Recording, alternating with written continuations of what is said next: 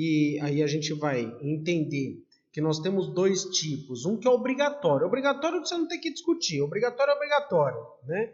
A gente até pode discutir o necessário. Obrigatório eu vou fazer a lista para vocês.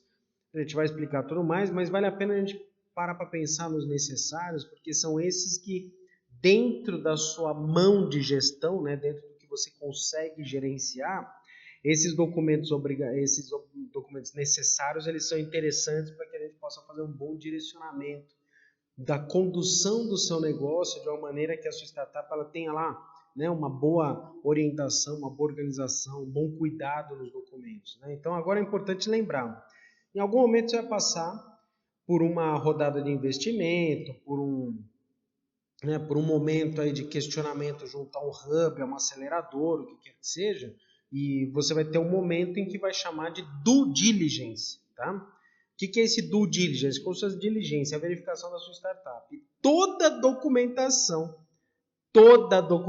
sua vai ser questionada. Inclusive os documentos aqui, que eu não estou falando dos obrigatórios, estou falando dos documentos acessórios, adicionais, ao qual eu nomeio aqui para você de necessários, né? Porque são os recomendados que você vai ter, mas entenda que esse recomendado que eu estou falando em algum momento você vai ter que mostrar, tá? Então, ele não é por lei, mas para o investidor ele tem um peso muito grande, tá? Então, a gente vai trabalhar dentro desse contexto para fazer com que você tenha, né, uma documentação completa aí à sua disposição. Então, lembre-se que mais cedo ou mais tarde, no due diligence vai aparecer então a necessidade da sua documentação, ok? Então, seguindo aqui, vamos pensar agora, né, quais são os documentos que a gente tem que trabalhar, tá? Então, aqui a gente tem os documentos, são os considerados os obrigatórios. E dentro da lista de obrigatórios, eu vou explicando para vocês, aqui eu estou apresentando já uma lista completa, já para que você faça a leitura, né? Então, fica esse material à sua disposição, inclusive você pode assistir esse conteúdo quantas vezes você precisar, né? Converse depois com o seu apoio jurídico, com o seu apoio contábil, que isso vale a pena também para que você tenha essa estruturação. E o primeiro documento, obviamente, que é o contrato social, né?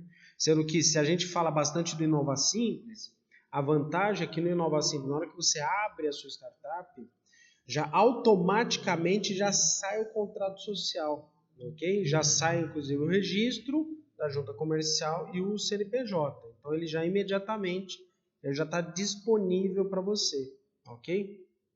E com isso você já tem já o primeiro documento que é obrigatório que você vai precisar, porque é esse que constitui efetivamente a sua empresa, ok?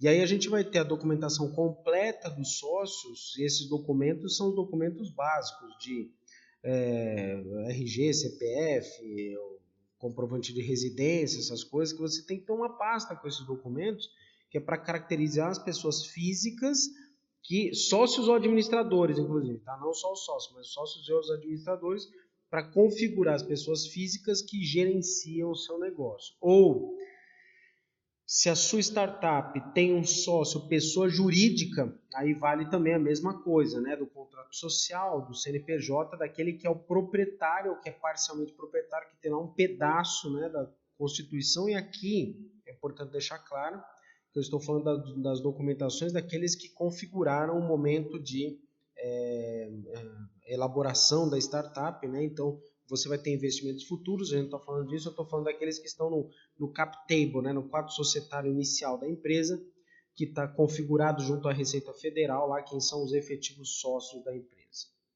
Depois você vai precisar ter a documentação da nota fiscal. E o que é nota fiscal? Você precisa se inscrever no município que você se encontra, que tem a inscrição municipal, que é um número que o seu município, onde a sua empresa está cadastrada, te oferece, é como se fosse o número da empresa daquele município.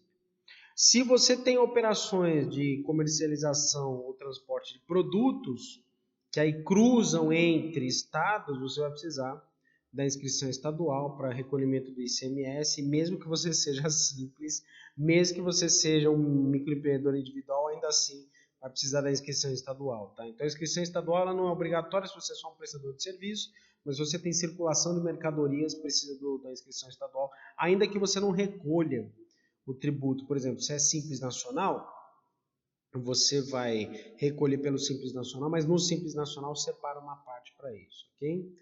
Você precisa dar o registro de marcas e patentes, isso eu diria que é obrigatório. Você consegue sobreviver sem, mas é um problema muito sério, porque você pode passar um bom tempo sem ter o registro de marcas e patentes, depois um belo dia aparece alguém e registra a sua ideia, registra seu nome, registra o produto que você tem, você se lasca porque você não vai conseguir operar, tá?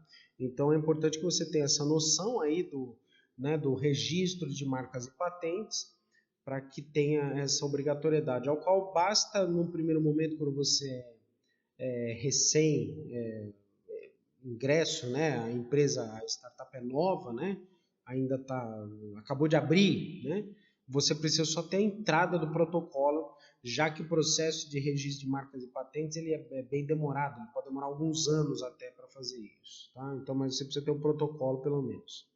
Você vai precisar depois dos registros contábeis completos, tá?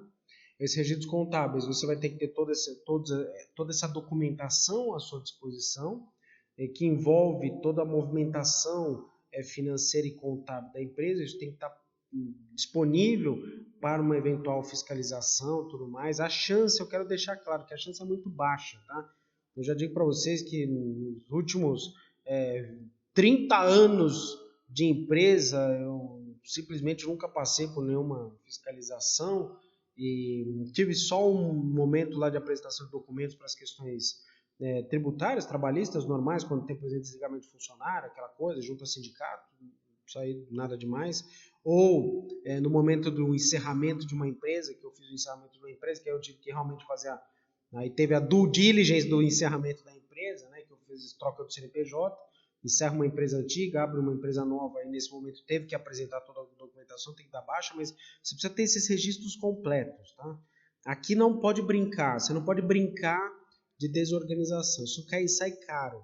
É possível que você, num determinado momento, queira fechar uma empresa, você não consegue fechar a empresa porque vão te cobrar documentos, tá? Ou você tem alguma demanda trabalhista, alguma questão toda, você precisa ter os documentos. É por isso que, dá uma olhada na lista.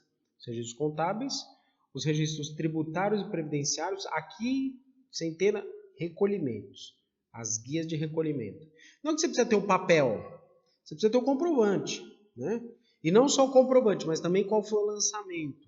A vantagem é que hoje nós temos acesso a essas informações via sistema e você consegue ter alguns desses registros também disponíveis no sistema, mas é importante que você mantenha esses registros à sua disposição para eventual fiscalização, para uma eventual demanda, seja ela judiciária, trabalhista, o que quer que seja, e aqui inclui os registros de recursos humanos, pagamento de salários, os tributos, recolhimento de FGTS, né, junto com a questão previdenciária do INSS, essas questões todas, recolhimento dos impostos, né, mesmo que seja do Simples Nacional, mesmo que seja o recolhimento do MEI. Aqui vem um detalhe importante, né? Tem muita gente que se esquece que MEI recolhe. MEI tem que fazer o recolhimento, ele tem a taxa lá, né? Tem a contribuição mensal, que é pequena, é fixa, mas tem gente que deixa de lado e se esquece. Em alguns casos aí, as pessoas abrem, por exemplo, o MEI para ter benefícios, como, por exemplo, pagar menos no plano de saúde, pagar um valor menor no plano de saúde, por exemplo. Você nem venha com essa história de abrir uma startup para conseguir pagar menos plano de saúde ou conseguir desconto na compra de carro, hein? Pelo amor de Deus, né? Você não faça isso. Depois a pessoa se esquece, resulta tudo aquilo que economizou, depois vai ter que recolher anos de tributação atrasada. E para que fazer isso? Né? No final das contas, você tem outras formas. Né? Aqui eu estou dizendo que você é startupeiro, vai montar um negócio, vai desenvolver tecnologia. Você não vai ficar dando golpe, né? Chaveco aqui jurídico. Não, você vai fazer o direcionamento. Por isso que se você tiver, então, depois colaboradores, precisa ter os recursos humanos, recolhimento do INSS, dos tributos, né? Do próprio salário, dos benefícios, e, em complemento, medicina e segurança do trabalho, que são os exames médicos, né? Tem lá as informações lá do exame admissional, demissional, as estruturas de segurança do trabalho, né? Então, toda a estrutura que é obrigatória por lei, principalmente se você tem aí algumas demandas que envolvem risco, né? Algumas startups têm, o risco geralmente é baixo, porque a gente está muito voltado para a prestação de serviços, Você pode ter alguma startup que mexa com produtos, que tem algum procedimento específico, principalmente as startups são voltadas lá para a área de petróleo, de gás, alguma coisa que às vezes é prestação de serviço na rua, logística, por exemplo. Então você tem algumas questões aqui que são envolvidas nesse sentido, então a gente não descarta, tá? Se você tem um imóvel que você está instalado a sua startup, você precisa do alvará do imóvel.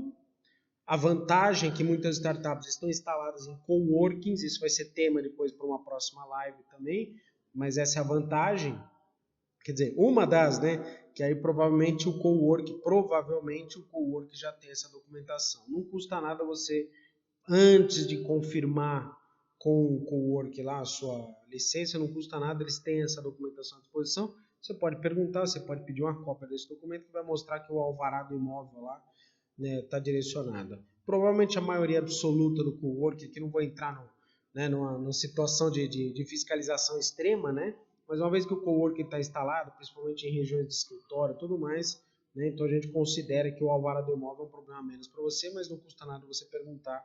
Isso quando é prestação de serviço. Se você tem um imóvel por conta da sua operação, da sua startup, você precisa de uma área produtiva, por exemplo, você tem alguma questão assim, é importante que você verifique essa questão, até para ver lei de zoneamento, que isso é um outro problema. Às vezes você está instalado numa área, numa questão de zoneamento, principalmente nas grandes cidades, que a fiscalização é maior, você está instalado numa área em que a sua operação não permite, né? Eu já fiz consultoria para uma empresa de cosméticos, era uma microempresa de cosméticos, ela estava instalada numa região que na hora que foi depois fazer levantamento junto à CETESB e tudo mais, quando eu fui ver, não podia. Falei, não, mas a gente faz aqui sabonetes, aqui a gente faz as coisas. Não podia. Então você fica atento nessa questão, né? A maior parte das startups são de prestação de serviço, então você pode estar no coworking, como escritório, às vezes só para recebimento de correspondência e tudo mais. Então essa questão está tranquila, mas é um documento obrigatório. E as licenças específicas conforme a atuação, que isso aqui eu não consigo falar, que aí vai depender da sua situação. Se você precisa da licença junto à CETESB, bombeiros, alguma organização, questão alimentar, questão de saúde, Anvisa, o que quer que seja, então você precisa verificar. Aí isso aqui sim, dependendo do seu tipo de atuação, verificar junto ao profissional que te acompanha das questões contábeis ou jurídicas para verificar quais são as licenças específicas conforme a atuação. Mas na boa, essa lista aqui já resume perfeitamente os documentos obrigatórios que você precisa ter. Até que não é muito, certo? O mais difícil aqui, para vocês terem ideia, o mais complicado mesmo aqui, é a questão do registro de marcas e patentes, que demora muito tempo, mas não é caro, tem até conteúdo para isso, né? Você pode acompanhar, tem um vídeo que fala no canal aqui especificamente sobre marcas e patentes, e as licenças específicas, porque aí dependendo do tipo de atuação que você tem, você pode ter licenças que são mais complicadas para fazer isso, mais onerosas, vamos colocar assim, mas de uma forma geral o restante da documentação é muito simples até no que se refere, você consegue tirar aí, basta você ter um controle, principalmente a questão dos registros, né, contábeis, tributários, os pagamentos, você consegue ter esses documentos todos à disposição via seu extrato bancário, né, essa questão toda. Então você consegue fazer isso, tá? Das questões obrigatórias.